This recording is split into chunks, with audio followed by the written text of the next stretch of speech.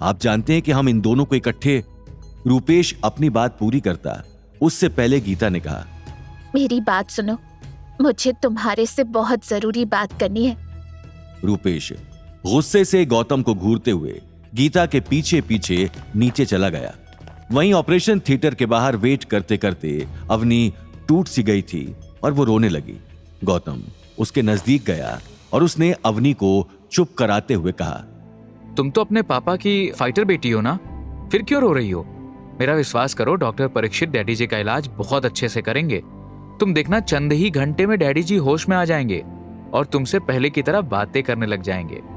वो सब तो ठीक है गौतम, लेकिन जब बात डैड की है तो मैं स्ट्रॉन्ग रहने का दिखावा नहीं कर सकती। तुम्हें पता है ना कि मैं कितनी कंसर्न हूं उन्हें लेकर। बिल्कुल, मुझे पता है। मुझसे ज्यादा इस बात को और कोई क्या ही जानता होगा। लेकिन अब शांत हो जाओ। डैडी जी उठेंगे और उन्होंने तुम्हारी ऐसी सूरत देखी तो सबसे पहले मुझे ही डांट पड़ेगी कि मैंने तुम्हारा ख्याल नहीं रखा। तो कम से कम मेरे लिए तो चुप हो जाओ।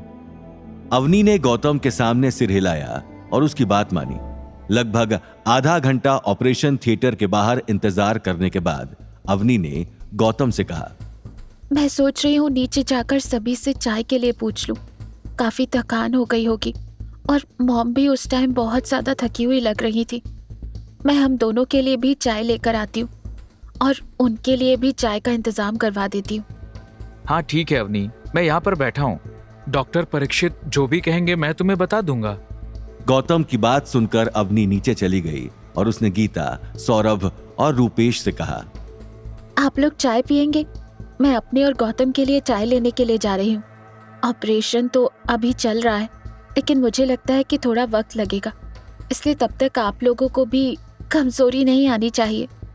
गीता ने अवनी को अकेला देखकर कहा, तुम अपने नाकारा पति को अकेले ऊपर छोड़ाई हो। मैं तुम्हें क्या बोलकर आई थी कि उसके साथ रहना लापरवाह लड़की।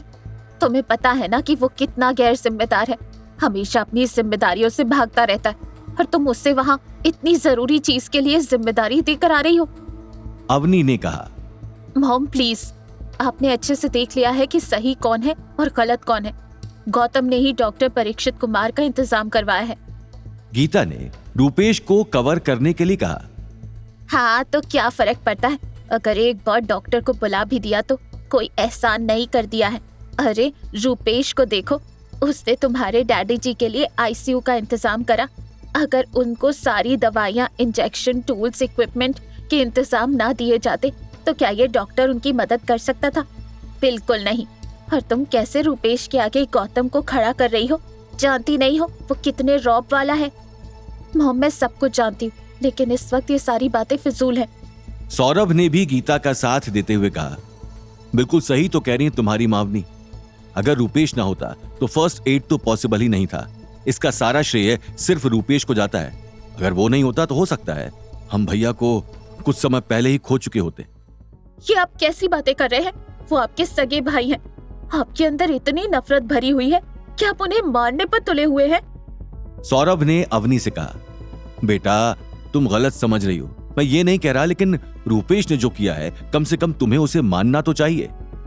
रूपेश ये सारी बातें दूर से सुन रहा था और अवनी के एक्सप्रेशंस नोट कर रहा था, लेकिन उसने कुछ नहीं कहा।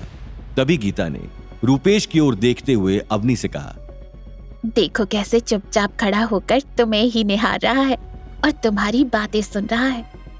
अवनी ने जब एक नजर रूपेश पर डाली तो उसे उसका घूरने का तरीका बहुत ही अजीब लगा, जिस वजह से उसने अपनी नजरें फेर ली। अवनी ने कहा, मॉम ये सब क्या बातें कर रही हैं? गीता ने कहा, बातें क्या कर रही हूँ, तुम्हें सही बात बता रही हूँ। इसी से शादी कर लो, ये तुम्हारी जिंदगी संवार देगा। अच्छा चलो पहले तो मैं तुम्हें कहती हूँ कि इसने जो आईसीयू का इंतजाम करा है उसके लिए इसे कम से कम घर पर खाने के लिए तो बुलाओ।